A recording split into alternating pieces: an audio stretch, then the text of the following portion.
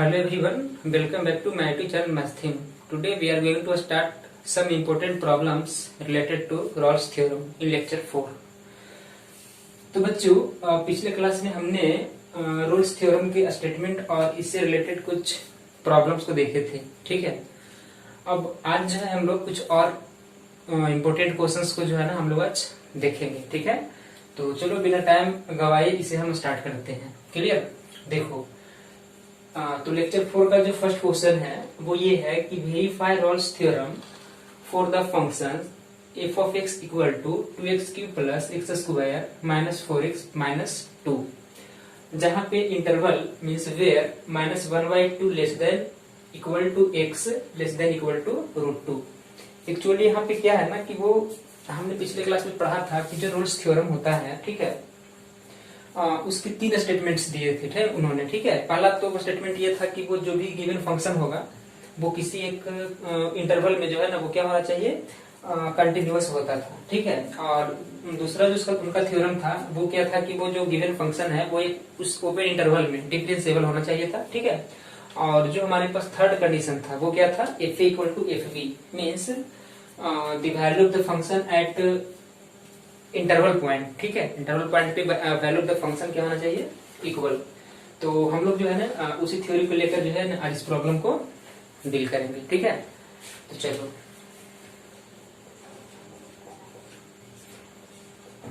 Given f of x is equal to 2x cube plus x square minus 4x minus 2।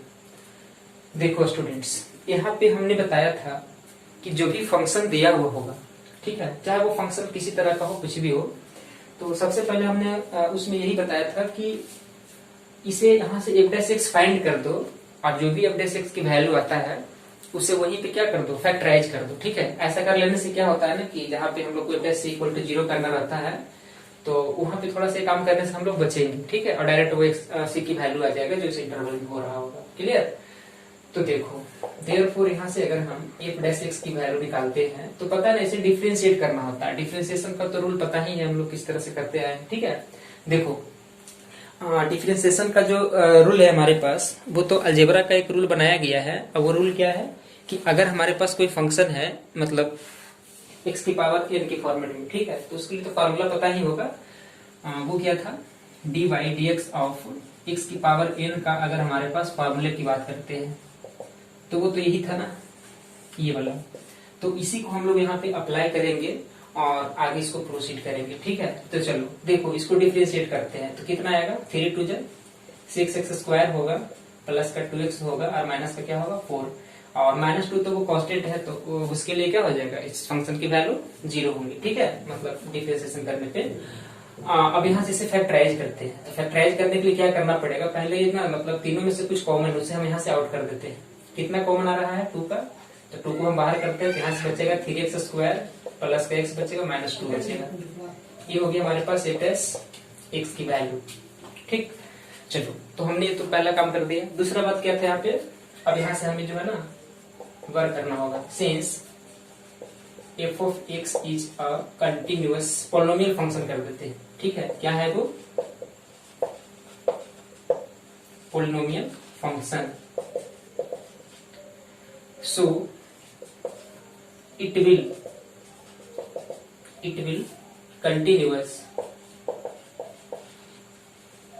in closed interval। देखो guys इस question में जो है ना interval को डायरेक्ट नहीं लिख करके, मतलब बॉक्स में जो रहता है ना उसको उस तरह से नहीं लिख कर क्या किया इन्होंने, डायरेक्ट मतलब इस तरह से दिया हुआ है, ठीक है। तो हम लोग इसे क्या करेंगे, जैसे देखो मान लो हमारे पास माइनस 1/2 है, less than equal to x है, लेस देन इक्वल टू यहाँ पे √2 है, तो हम लोग सिर्फ एक्सट्रीम वैल्यू को ले लेंगे इस मतलब ब्रैकेट के अंदर, ठीक है। इस तरह से इसे लिखना होगा, मतलब देखो इंटरवल इस तरह से हम लोग बना सकते हैं, ठीक। और इसके अलावा अगर हमारे पास मान लो कि कुछ और भी टाइप के क्वेश्चंस आते हैं तो उसमें हम सबसे पहले क्या करते हैं, देखो उस क्वेश्चन में रूल है कि वो ना इस तरह के इंटरवल देकर नहीं चलेगा तो उसका भी हम लोग देखेंगे अगले प्रॉब्लम, उसका भी तरीका है करने का, किस तरह से हम लोग उसको वर्कआउट करते हैं, ठीक है। देखो f of x is a polynomial function so it will continuous in open in closed interval। क्या क्या लेंगे क्लोज इंटरवल में, तो ये है -1/2 तो माइनस का 1/2 और क्या हो जाएगा √2, ठीक। तो ये हो गया हमारे पास पहले।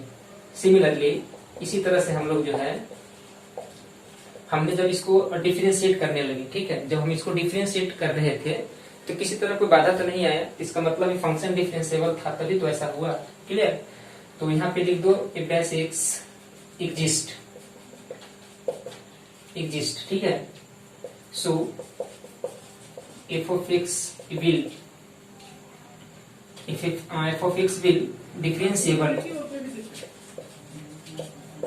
differentiable in open interval।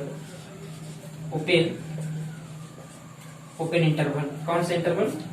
तो वो इस तरीके से लिखेंगे 1/2 एंड √2, ठीक है। देख लो इसे। तो हमारे पास तो यहाँ पे दो चीजें आ गई, ठीक है। अब जो हमारे पास इसका थर्ड कंडीशन था, वो थर्ड कंडीशन क्या बताया गया था? थर्ड कंडीशन में हमारे पास था कि the value of the function, हम लोगों को दो एक्सट्रीम वैल्यूज पे निकालना रहता था। क्लियर? तो चलो मैं इसे यहाँ स्क्रीन करता हूँ। नाउ एफ ऑफ -1/2 पहले फाइंड करते हैं। क्यों? क्योंकि इंटरवल पॉइंट हमारे पास तो ये दोनों है। तो -2 पर देखते इसकी वैल्यू क्या होता है। सॉरी, -1/2 पे तो इसका क्यूब होगा प्लस -1/2 का स्क्वायर, यहाँ पे रख रहा हूँ वैल्यू को, ठीक है। -4 इंटू -1/2 और -2। कोई दिक्कत? अब यहाँ से कैलकुलेट करते हैं। 2 तो ठीक है, पता है ना, माइनस का जो क्यूब होता है वो नेगेटिव ही होता है हमेशा, ठीक है। 1 का क्यूब 1 होगा, 2 का क्यूब 8 हो जाएगा, लिख देंगे। और प्लस -1/2 का स्क्वायर प्लस 1/4 होगा, और -4 तो ठीक है, और माइनस माइनस से प्लस कर देते हैं क्योंकि यहाँ का माइनस आ जाएगा, या -2 कर देते हैं, ठीक है। 2 4 जेड इधर काट देते हैं, तो ये जाएगा -1 कितना 4 आएगा। और सॉरी एक मिस्टेक हुआ, -4 तो ठीक है ना, मतलब माइनस और माइनस प्लस हुआ, बट यहाँ पे जो ये 1/2 है वो तो रह जाएगा, और -2 इधर से होगा। -1/4 प्लस 1/4, 2 जब 4 इधर काट देते हैं तो प्लस का 2 माइनस का 2, प्लस 2 -2 कैंसिल होगा, और प्लस 1/4 से -1/4 कैंसिल होगा। क्लियर? तो हमारे पास ओवरऑल क्या मिल गया? 0। तो this is the value for किसके लिए? -1/2 पे। मतलब इस फंक्शन की वैल्यू जो -1/2 पे आ रहा है वो कितना आ रहा है? 0 आ रहा है। चलो अब मैं इसे ना कैलकुलेट करता हूँ उस पे। अगेन क्या करना होगा? f ऑफ √2 निकालना होगा। क्यों? क्योंकि इस फंक्शन की वैल्यू √2 पे क्या होगा। तो देखो गाइज, यहाँ पे हम लोग करना क्या है ना, कि जब √2 पे हम इसके वैल्यू की बात करते हैं, ठीक है, तो थोड़ा सा बेसिक कॉन्सेप्ट इसका पता होना चाहिए कि अगर हमारे पास √2 का किसी ने स्क्वायर बोला सिर्फ 2 होगा, अगर हमारे पास √2 का क्यूब बोल दिया तो इसे क्या कर देंगे? 2√2। 2√2 क्यों आता है? क्योंकि √3 जो है ना 3 बार गुना में लिखेंगे, ठीक है। तो कितना आएगा? 2 √2 मिलकर के सिर्फ 2 आएगा, एक √3 रह जाएगा, एक √2 जो है ऐसे ही रह जाएगा, तो वो इस तरह से आएगा वहां पे। क्लियर? तो चलो मैं इस वैल्यू को यहाँ पुट करता हूँ। देखो 2 इंटू √2 का क्यूब होगा प्लस √2 का स्क्वायर आएगा, -4 √2 तो रह जाएगा, -2। अब देखो हमने बताया कि √2 का अगर क्यूब करते हैं 2 √2 मिलता है, और 2 इधर से है तो 4 √2 हो जाएगा, प्लस √2 का स्क्वायर तो सिर्फ 2 होता है क्योंकि मैं यहाँ देखो लिख चुका हूँ, और -4 का √2 रहने देते हैं, और -2 को भी रहने देते हैं, प्लस का 4 √2 और माइनस का 4 √2 कैंसिल होगा, और ये जो हमारे पास क्या है 2 2 -2 ये भी कैंसिल होगा। तो हमारे पास यहाँ पे भी क्या रहा है? 0। मीन्स f ऑफ √2 की जो वैल्यू आ रहा है वो भी 0 आ रहा है। सो f ऑफ हमने देखा कि a इक्वल टू क्या निकल गया, मतलब f ऑफ यहाँ नहीं लिखकर हम इसे लिख सकते हैं कि f ऑफ 1/2 जो है ना वो इक्वल है f ऑफ √2 का। ठीक, तो अब हमने देखा यहाँ पे कि जो हमारे पास रोल्स ने 3 थ्योरम जो दिए थे, अब वो तीनों कंडीशन सेटिस्फाइड है। तो here all the conditions of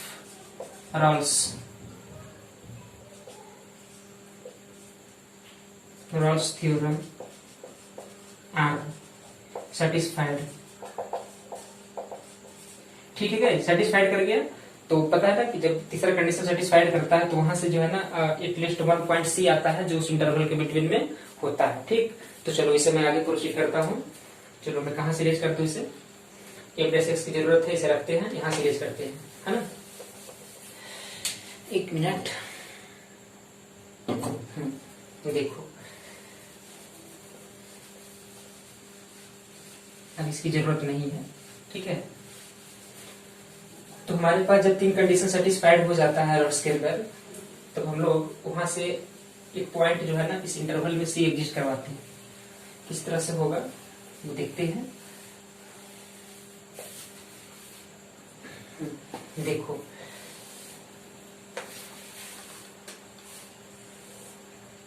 ये कुछ इस तरीके से हम लोग करेंगे कि all the conditions of Rolle's theorem are satisfied, then यहां से करना होगा, then there exist at least one point C, ठीक है, सी सच दैट क्या होता है सब्जेक्ट में, तो एफ डैश सी की वैल्यू हमने क्या लिखा, 0 ही होता है ना, तो हमने ऐसा लिखा। अब हमारे पास एफ डैश एक्स की वैल्यू है, तो अगर हमारे पास एफ डैश एक्स की वैल्यू इतना दे रखा है, तो जहां जहां इस फंक्शन में जो है एक्स है, ठीक है, यहाँ पे मतलब एफ डैश एक्स में वहां अगर हम सी पुट कर देते हैं तो वो जो भी फंक्शन होगा उसको हम लोग क्या करते हैं, सी की वैल्यू फाइंड हो जाएगा वहां से। तो चलो इसे मैं फैक्टराइज करता हूँ, 2 को इधर भेजेंगे, डिवाइडिंग होगा, 2 यहाँ से खत्म हो जाएगा, ठीक है। हमारे पास जो फाइनल आएगा कितना है, 3 square plus C minus 2 equal to 0। अब इसे फैक्टराइज करते हैं, तो यहाँ से फैक्टराइजेशन कैसे होगा, 3c स्क्वायर, अब देखो 3 2 6 है और ये कितना है, प्लस ही है, तो प्लस का 3c माइनस का 2c माइनस 2 इक्वल टू 0 करना होगा। और दिन दोनों में से अगर हम 3 का कॉमन कर लेते हैं, 3c, ठीक है, तो यहाँ से कितना आएगा, c प्लस 3c, तो 1 आएगा, और माइनस 2 कॉमन करेंगे तो c plus 1 equal to 0। Again c plus 1 and 3c minus 2 equal to 0। So हमारे पास फैक्टराइज आ चुका है इतना। अब यहां से क्या करना है हम लोगों को कि देखो यहां से बस अब सिंपल है, ज्यादा कुछ है नहीं।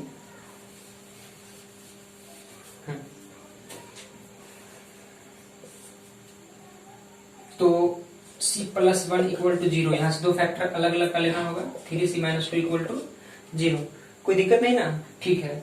देखो अब यहाँ से c की वैल्यू अगर निकाला जाए तो निगेटिव 1 आएगा, यहाँ से c की वैल्यू अगर निकाला जाए तो 2/3 होगा।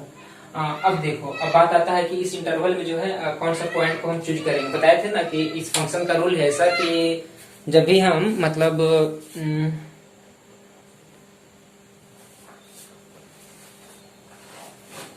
तो c की वैल्यू जो है ना यहाँ पे हम लोग क्या लेंगे, अब वो देखते हैं। देखो मान लो सपोज हमारे पास एक नंबर लाइन है और हमारे पास जो इंटरवल दे रखे थे इन्होंने वो क्या था, -1/2 से कितना, √2।